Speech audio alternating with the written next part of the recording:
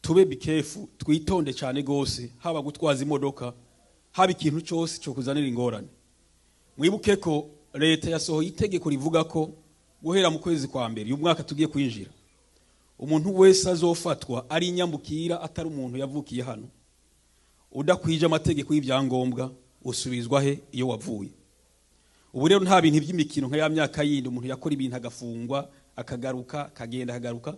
Ubu nta kuyuba kuriho ku buryo Donald Trump president wacu musha yavuze ko agiye gushiraho ikiringo c'imyaka 3 nta mpunzi yindi yinjira muri iki gihugu. Hari ishirahamwe rimwe nagiyeho hirya yeje ku munsi wa gatatu barambariye aho bakiri impunzi. Abakozi benshi batanguye kubandikira makete yo gusubira mu buzima busanzwe babwira ko nta kazi kubera ko leta yafashe ingingo ko nta mpunzi zigiye kwinjira kandi mu kiringo c'imyaka 3.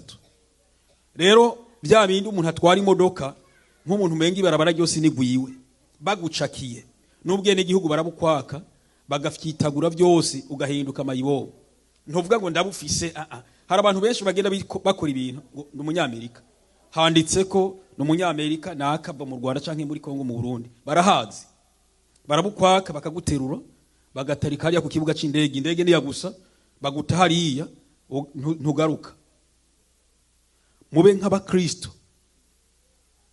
iki kintu kirakomeye cyane gose mwirinde itegeko bavuga ngo bagomba gusubiza Amerika kuba nziza nkuko yahora mu myaka yashize. Bafite ishaka bafite ishari ryo gusubiza igihugu nkuko cari kiri bobo ni kuba bibona. Ariko rero biradusaba kwitonda mu gihe tuba twumva aya makuru. Ubuzi bwinshi ko mwarimu yabyigishije bushobora guhinduka kubera ko hagiye gukora ibyuma twebwe twicare mu ngo bisaba kazi ufise kanambeko. Hari mikiri cyanyuma ni abana mu mashuri. Hari umudayimoni yadutse abana benshi bariko barahura n'abana b'abanyamerika canke abandi bava handi hose. Hari utuntu tumeze nk'ikaramu ariko abari tabi umwana bakamuzanira ngo nunywe ucugira ubwenge ngo ivyigwa byinshi cyo bitora. Hari mu rumogi apfa gushira ku munwa atangura guhinduka nk'ikintu cy'ikiyingiyingi bya vyigwa bamuhenze ngo aramenya byose biba biheze. Buri mwanya kwishuri baguma guhamagara buri mwanya kwishuri baguma guhamagara icyo kintu ceze mu bana. Rero nk'abavyeyi hari abavyeyi benshi avuduka hano ashika ryama agenda ku kazi ntazi umwana yatashe gute ntazi umwana yariye gute uratora injya muri fridge gusa. Ibyo ni byazi abana basigaye batabavuye ku ishuri baborewe urumogi tabi. Dufite abana benshi hano muri iki gisagara bamaze koronekara kubwizo mpamvu abanyeshuri bandi bababwira ngo ucugira ubwenge bwinshi bakamuhereza kajya kantu kameze nk'ikarama kanywa gatumura ubwo nyene yamaze guhinduka. Please abavyeyi gihe cyose umwana atashe hakikishura binge nameze ukwirikirane n'ivyo yayize n'ubundi bumeze nk'imbombo. Ubwo bwene ubwo bumeze nk'imbombo bari ni kubikoresha ku bantu bifuza reka mvuga abageyi ntacomba kugira ngo ni nk'imiti bashobora gutanga mu rwaruka kugira ngo ushobore guhinduka ibyumviro uhinduke kwigira umugore canke kwigira umugabo utariwe.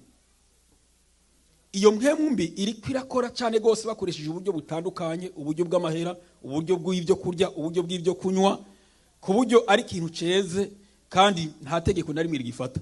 Rero ibi bintu umva umwana ngo mfite aba friend mfite bagenzi bida gutamenya aba friend afise ni bande bagiki kwishuri bahaniki the gift bahana zimeze gute yanywe iki. Niyo mpamvu mubona mushika abana muhira sinjya ugasanga buri misi yose n'udu chips gusa. Uyu mwana aguma gichips gusa nibiki kumbe n'utuntu yariye hariya gusa tuja tumuhindura nk'umuntu menga ari mu mahombi ntari mu mahombi ntashonje ntahaze hari uko gusa ariye. Uzobimenyera kuri telefone kuri TikTok ubu Facebook ntibakiza kuriza abasaza nka bidetwa kubera bazi boss barahari. Ubu bari kuzindi imbuga zitazwa amazina kandi zigoye no kuvuga mu cyongereza. Please dukwirikira abana amategeko menshi ariko arashingwa adufata kuri twebwe inyambukira. Twirinde twiyubare twazi imodoka nk'umuchinese umuchinese atwaye imodoka umengo ntari ko aragenda yanura tebo gashavura ari imbere yawe.